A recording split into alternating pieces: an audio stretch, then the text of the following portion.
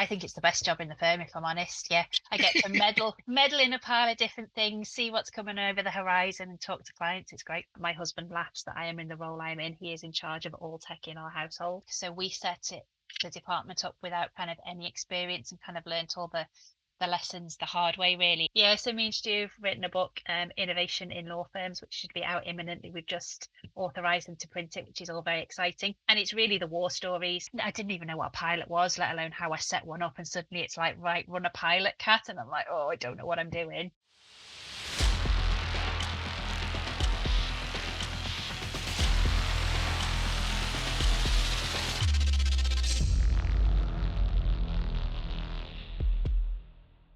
Hello, and welcome to the latest episode of But Is It Legal, which is the podcast from TBD Marketing.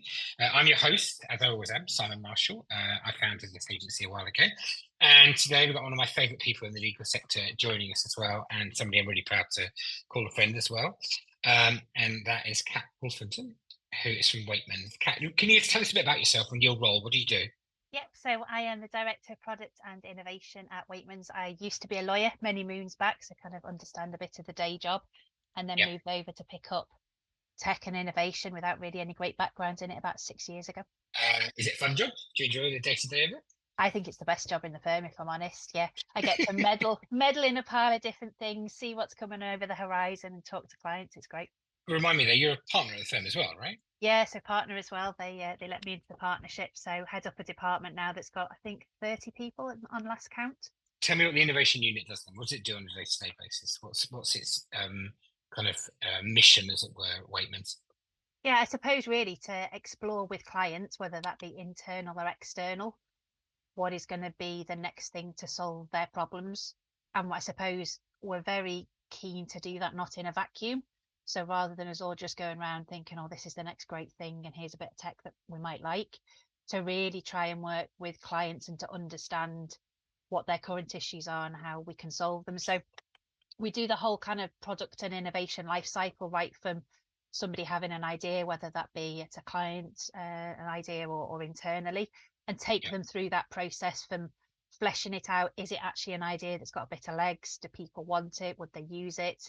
And right the way through to delivering, I suppose, almost like these minimal viable products. So something that's a bit tangible to them, and right the way through to scaling and selling things at the other end. Does that mean that you actually see things kind of spiked earlier in the process, things that seem like good ideas, and then they just fall by the wayside for a variety of different reasons? Yeah, and I suppose there can be any number. What starts as a good idea, actually, when you start to prod and push around a bit, or you try and get some kind of ideas of the size of the market and stuff, kind of falls away. And equally, we've had the opposite. So things that start off really small and you think it's actually quite a niche area. By the time you've talked to other departments, other teams, other clients, actually, you think the underlying issue is the same. So you can kind of scale it up as well. Are you happy to talk about a couple of specific examples, or maybe even just one that you've kind of used a product approach to previously? Yeah, so we've I suppose we've taken, what we try and do is take niche areas of expertise and then almost try and syndicate that back. So the Transport Manager Comply project that we've got is probably a good example of this. So this is all about keeping, lorries on the road safe. And if you think about, I suppose, that as an area of legal expertise, I think, it's quite niche, even I would admit that. Um, but it's obviously, we've got a lot of experience in protecting and acting for people in front of the traffic commissioner. And what we kind of thought was, can we use that knowledge that we've got and actually de-risk some of the practices in the first place? So rather than being kind of that distress call when quite literally the lorry has hit the bridge or the wheels come off, can we get to a position where actually we're giving the insights back, going up, these are common faults and things that come up. Let's look at how you kind of do your lorry maintenance every 6 weeks or 8 weeks as it is, and let's get in and intervene at that stage to make the whole operation more efficient and have that good paper trail. Is it fair to say that some of the work that you do and other firms are doing in innovation means that some things that previously went unlawyered or poorly lawyered are being done better as a result of what you're doing in the innovation unit? Yeah, I think it's a different way of thinking about things, isn't it? So we would probably traditionally never have got involved at that kind of checking vehicle stage. By the time it's coming to us, the accident or incident has happened and we're trawling backwards through evidence, seeing what the issues were. So this gives us a real chance to get in, with clients much earlier, and help them, I suppose, be a bit more strategic and take better ownership of risks themselves, which again is I suppose a different sell to come to a law firm at the end of a problem. And tell me a bit about how the innovation unit's received by clients in general. Then are they surprised or otherwise in terms of the sophistication you've got in the innovation unit? Yeah, so I think, I mean, innovation is increasingly becoming part of a kind of a law firm's functions regardless of size. Really, I think clients are quite surprised at the scale that we've got to now, and I suppose that we're quite agile in terms of being able to speak to a client one day, have a working prototype in a couple of days, depending on the type of problem we're working on. So I think that kind of nimbleness, I think, surprises a lot of clients. And again, you don't typically come to a law firm, do you, to buy software?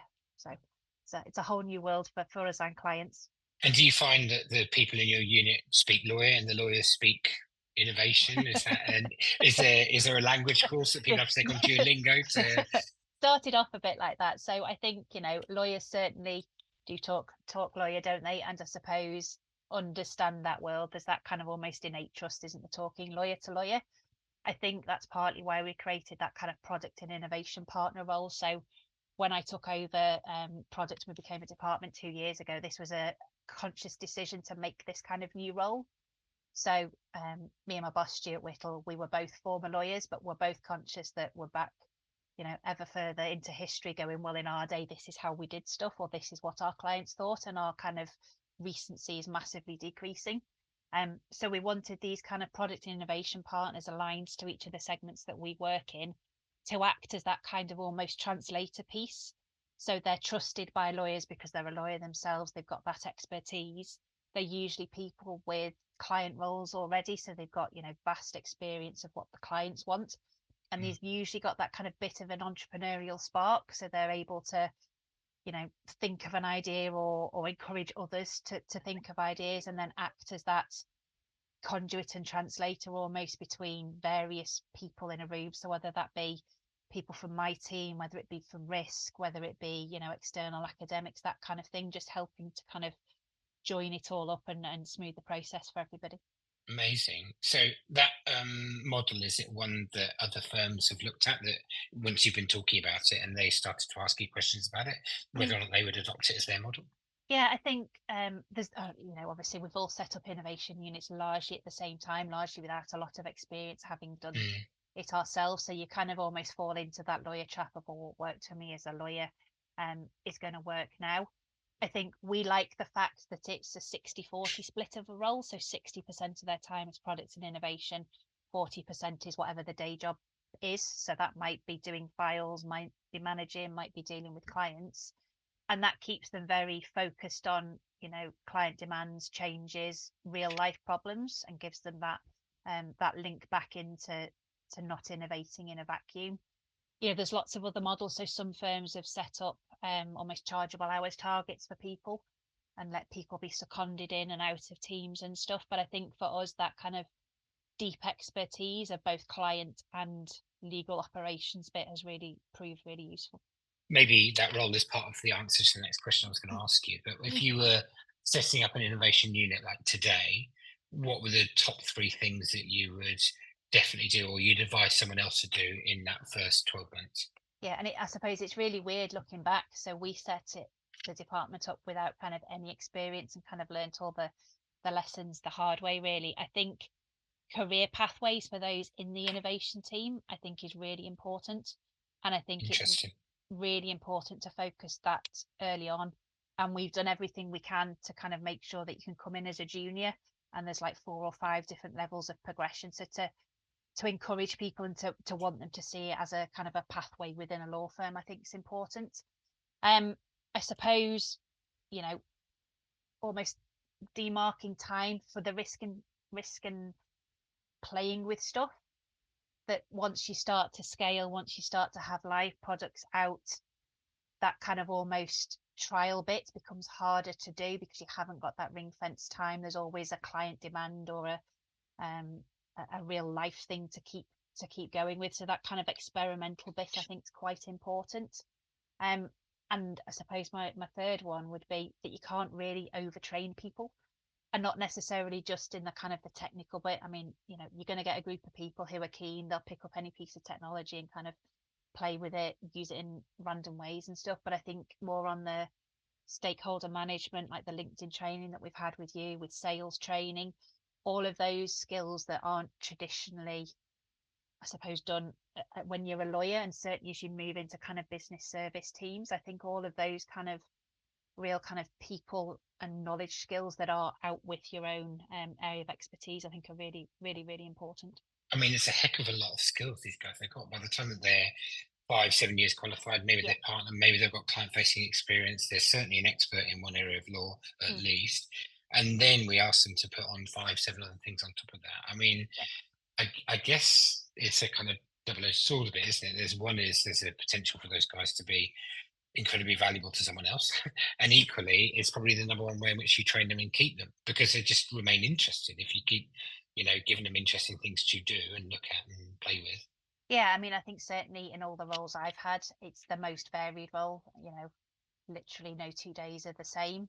And I think, people who tend to work in innovation teams like that, kind of bouncing around from different projects, different ideas, and we're quite keen. We don't kind of pigeonhole people into particular bits of tech or whatever. They get a full kind of rounded training on stuff. So again, I think from the client's perspective, it's not, using a hammer all the time. It's picking the right tool for the particular problem. And because the innovation team have that breadth across the whole tech stack, I think that really helps. I remember being impressed when we first talked about it, and I saw you face to face with just how, and you started up this podcast as well, just how practical it is. Mm. I think that was a real, maybe it's a Weightmans trait, maybe it's your unit's trait, I don't know, but I got a sense of, look, here's a problem we're going to solve, and it's got to have a real world kind of benefit, and ideally be commercial as well. But because I wonder if you can talk to me a bit about what prevents it from being seen as this kind of innovation theatre that we get, because there are other people out there who struggle with that a bit in terms of doing innovation or seem to be doing innovation. Yeah, and I think that's certainly a kind of almost industry-wide problem, isn't it? Everybody sees what's going on in the press, then you've got your own organization repeating that back to you and stuff. Mm. And I think it is, Stu's mantra is almost, what's the problem you're trying to solve? It's almost kind of legendary. We're going to get it on a t-shirt for him. And it's that real, I suppose, focus on, need and solution, rather than just going around wandering and hoping that something will kind of fall in your lap. So I think that kind of focus has really helped drive the kind of the projects we've picked up. And again, in a law firm, you're conscious, aren't you, as a business service function, you are an overhead to the firm. So yes, we generate revenue and we sell stuff now to clients, but especially having moved over from being a lawyer where you can almost show your worth daily by your timesheet, that kind of moving over to the other side where your day's your own. You're looking to do things that do solve problems, and whether that's internal or external. And especially, the internal one, some of the first things we did around, chatbots and email filing systems, we picked things that we knew were just bugbears of people and that actually impacted a lot of people firm wide. So we kind of, we went for kind of almost, a wide audience with the stuff we looked at. A broad appeal to your kind of busy people, as it were. I love that idea. But again, pragmatic, practical. I mean, that is how you characterize Yeah, kind of and I that suppose approach, then the isn't it? more of the firm you can get on board, the easier it is then to start to say, well, if we had a bit more money or a few more people, this is what we could do, this is how we'd scale it, and it kind of snowballs a bit from that. But I think it's kind of picking the right initial projects, and again, a lot of that is trial and error. We sat through a lot of demos, saw an awful lot of things that didn't progress over the years. But I think, really being crystal clear on having to deliver something, and it's not just smoke and mirrors, it's not there just for the fun of it. There has to be something physically delivered, is a really important driver. I love that.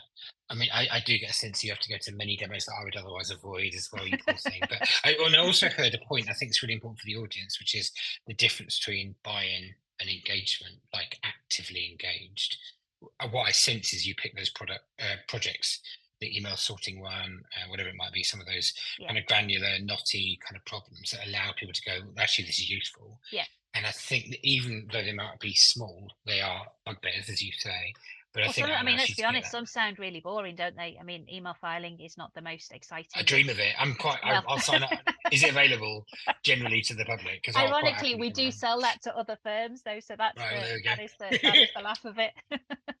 I think that's absolutely brilliant. Am I right in thinking that the innovation team, the unit, maybe even the function Mm. across firms, attracts more women than some of the other areas of the business? Is that a fair assessment? I Or think there's certainly a lot of women now doing innovation kind of industry wide. So if I think Mhm. of my peers, there's, you know, a lot of women who we've all kind of progressed at similar times. A lot of us have got partnership as a result of it. And I think, you know, all quite conscious that, you know, rebel teams, diverse minds, all of that kind of thing. Um, you shouldn't recruit in your own image. You should go for as much diversity as possible. And I think, you know, seeing other women progress into these roles just encourages other people to try it. We've been quite keen when we've advertised for roles to say, look, we're not expecting people to come with this massive wish list. These are kind of roles that you'll progress into. So that kind of trying it and picking the areas where you're really strong and kind of developing that way again is a way to do it, which I think is sometimes as a woman you're a bit put off because you think, well, I don't meet the 20 criteria, but actually we try and be quite up and say, you know, hit a few of them, come and learn the rest. It's aptitude rather than um, necessarily technical competence at that stage. I love that. I also wonder if there's an element of it kind of lacking some of the traditional hierarchy in the innovation teams that you get over in kind of, the pyramid of kind of law firm Yeah, and I partnership on the other suppose, side of it. you know, it's a good almost, you know, exposure to people as well within a firm. So we've had loads of trainees. We've had trainees present to our board. I can't think of another seat really where they were within, you know, a month of starting, having presented to the board and stuff. So again, you know, they get exposure to people in the hierarchy, but they perhaps wouldn't. And again, you know, innovation is all about rolling your sleeves up, isn't it, and actually cracking on. So, you know, I've sat there at 2 in the morning reviewing things when there's a deadline and there's that kind of whole everybody's in it together and, you know, highest paid person doesn't have the monopoly on good ideas. So it is very much everybody makes suggestions. Let's all kind of work through it together. So yeah, so your point about hierarchy probably is true. I think, but you don't sit and work till 2 a.m. on something that's not your passion as well, right? I mean, it does help. I think you're passionate about what you're doing and stewards as well Yeah, on a day-to-day basis, right? I mean, that yeah, is a big thing as well. The other thing I was going to say is I wonder if you have a similar experience to Simon Beswick, who used to be a CEO of Osborne Clark, said to me that when he'd gone to the States, that's when he really got to know his firm. He'd gone out and he was effectively their salesperson on the ground in Silicon yeah. Valley, but he sold everyone.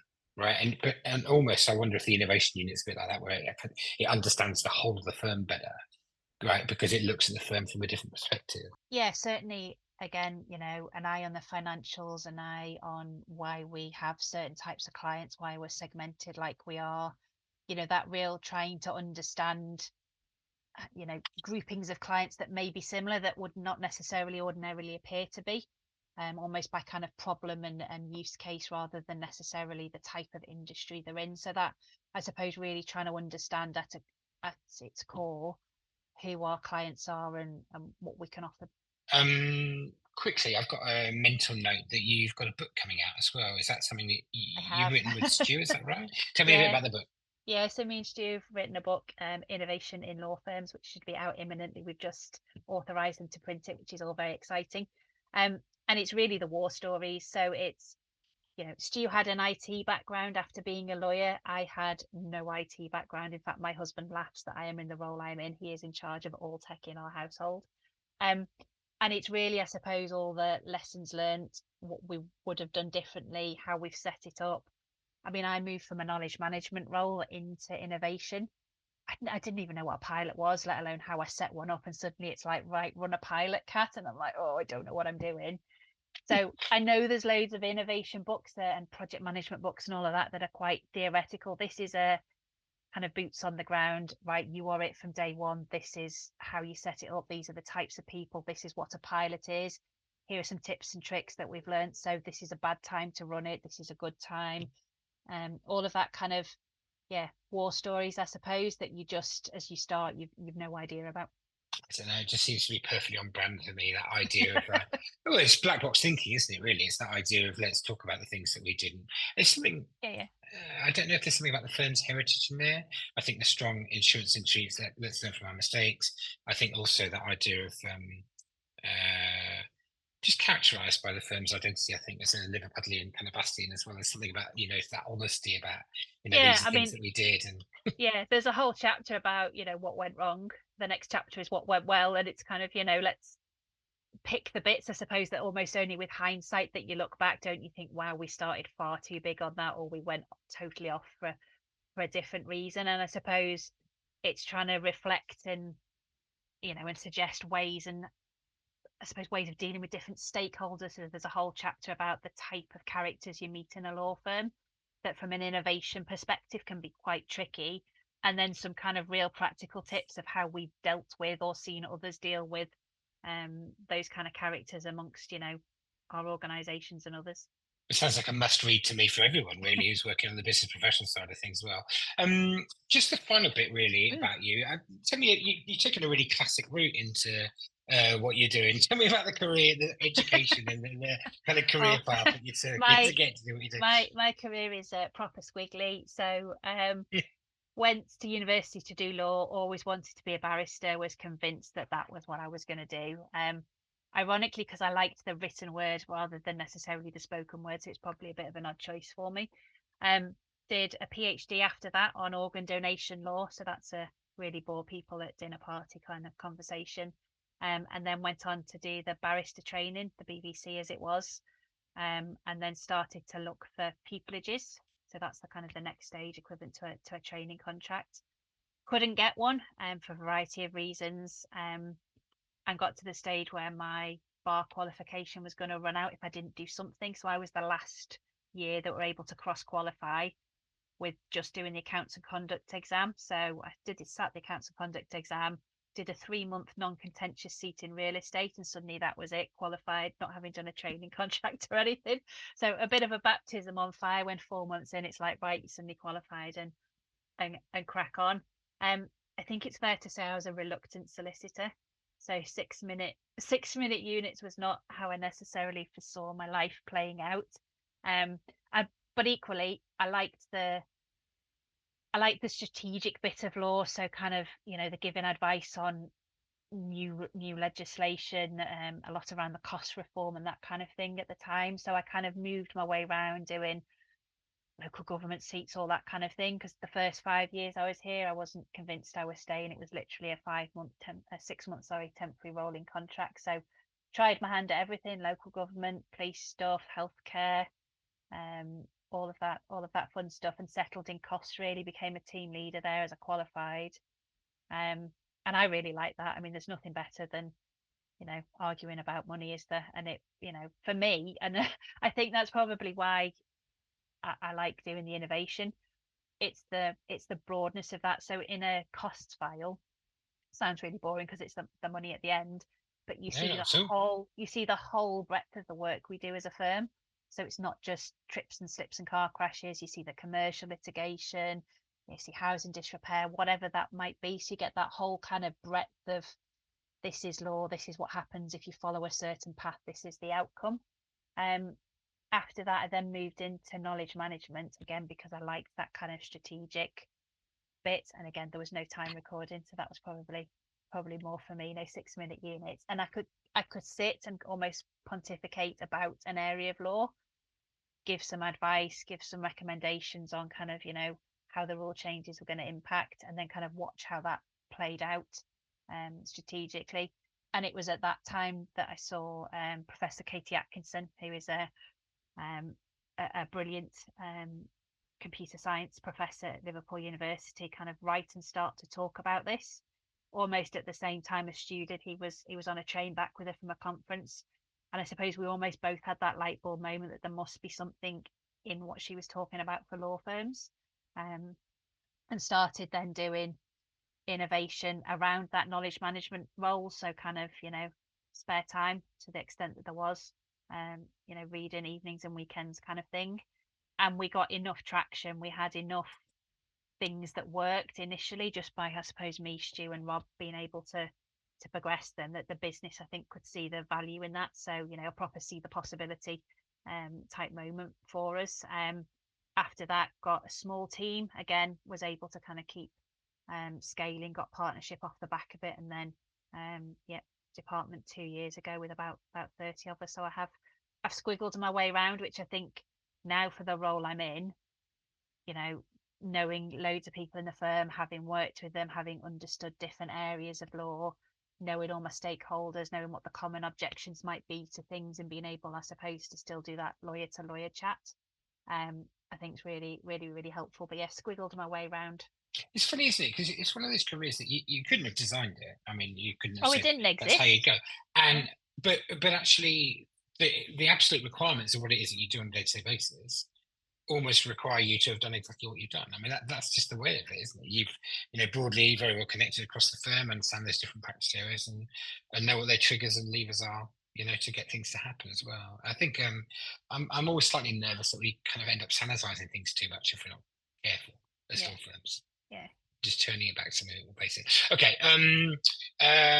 Maybe one last question. Who or what inspires you in the profession? I suppose it's a bit corny, isn't it? Seeing the next generation come through and knowing that this is all going to be as routine as getting your Westlaw or your whatever certificate was when I was at uni, Mm. that there will be a real change in how law is delivered and the skills that are required to do that. So kind of much more O-shaped, much more kind of Adam Curfew law plus type skills. And I think, as an industry, that's a really exciting time. We've just got our 14th and 15th trainee and apprentices come into the department, and to see, the kind of the different experiences that they get early on and stuff, and there weren't innovation seats um when I was training. So to see that kind of emphasis on the rounder and the different business service skills, I think is really, really, really good to see. Amazing. Thank you, as always. I always enjoy spending time with you, so thanks for doing Likewise. that. Just for people in the audience, if you've enjoyed today's episode of But Is It Legal, then please do feel free to share it with a friend. I'm sure much of what Kat said is going to be of interest to people in different firms anyway. It always is. Maybe subscribe. And yeah, drop a line if you've got any questions in terms of what Weightmans does on the product side of things as well. I know she's always looking for great talent, people with open minds and a hard work ethic as well to kind of drive forward what they're doing there. So, Kat, thank you as Well, always for thank you. the great work and for joining me today.